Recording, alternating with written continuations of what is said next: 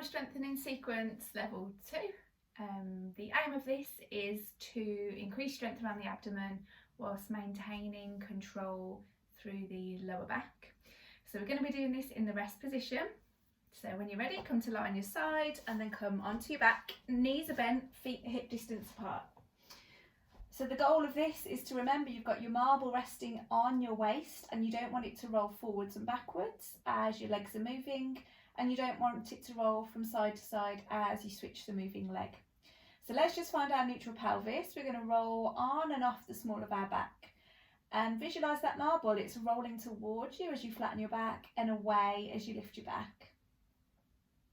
And then just come to rest in between those two positions so that your marble's still, and you should have a really small gap between the small of your back and your mat. Just take a note of that marble. Also make sure you're not twisted and it's rolling across to one side. So you want to keep it nice and in the centre of your waist. Okay, let's begin to move. So we're going to begin with our scissors. I'll show you two levels here. So with scissors, we breathe in to prepare, gently draw the tummy towards the spine, and then the leg floats up into a tabletop position. Tabletop, 90 degrees at the knee, 90 degrees at the hip. We lower down and then we repeat that with the opposite leg, being sure not to let that marble roll from side to side as your legs swap, or forwards and backwards as they come in and out of tabletop.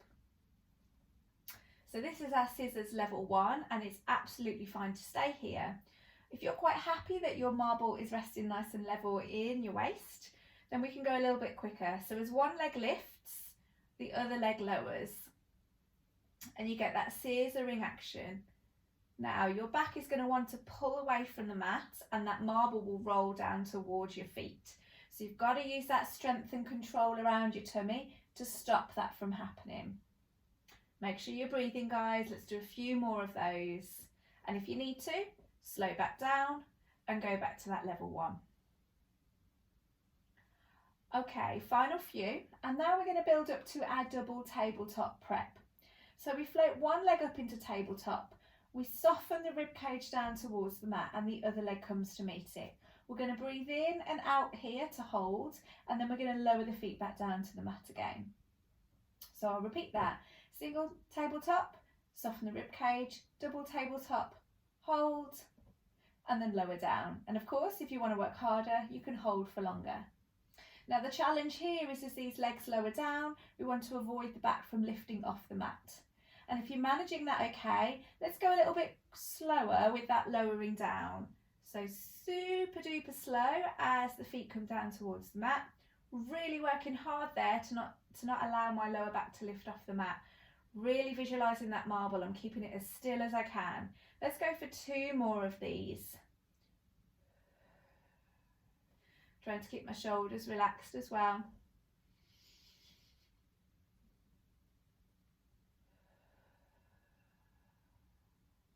Okay, now we've established that double tabletop position, we're going to come into our hundreds level 3. So whilst we're here, we can squeeze the knees together. I'm going to draw the tummy to the spine, reach the hands down towards where my feet are, and as I do that, I'm trying to just glue my shoulder blades down towards the mat. I'm going to hover the arms off the mat, and here we're going to pulse. Now remember hundreds, we've got 100 pulses, so get counting. So you could stay here. If you want to challenge the upper abdomen a little bit more, we're going to slide the rib cage down towards the waist and float the head and shoulders off the mat. Now we've got to think about the position of the neck. So we've got a juicy peach resting between the chin and the chest. Don't squash it down, but don't let that peach roll away as well. And you're aiming to look above your knees. You should really feel this in the tummy. If you can feel it in your neck at all, lower down and keep pulsing. Okay, so we're about halfway, so let's change the hand position. We're going to float the hands, palms facing up, and that gives us a nice opportunity to really check in on those shoulder blades. Have they peeled away from the mat, or are we pressing them down? I'm going to come back into that upper head lift, only if it's okay though. Now remember, you can stop at any point, hug your knees towards your chest, and then join back in again. Let's do a few more breaths here. You're aiming to do about 5 pulses for every breath in, and 5 pulses for every breath out. Okay, one more round for me. Okay, now we're going to add a leg stretch. So I'm lengthening my leg away and then coming back in again. aiming to do about 5 pulses as I stretch and 5 pulses as I come back in again. Really working hard now to not let that marble roll away, especially as I stretch my foot to the end of my mat. And of course the head can come down and we can just work from this position. Okay, how can we make it a little bit harder on these legs?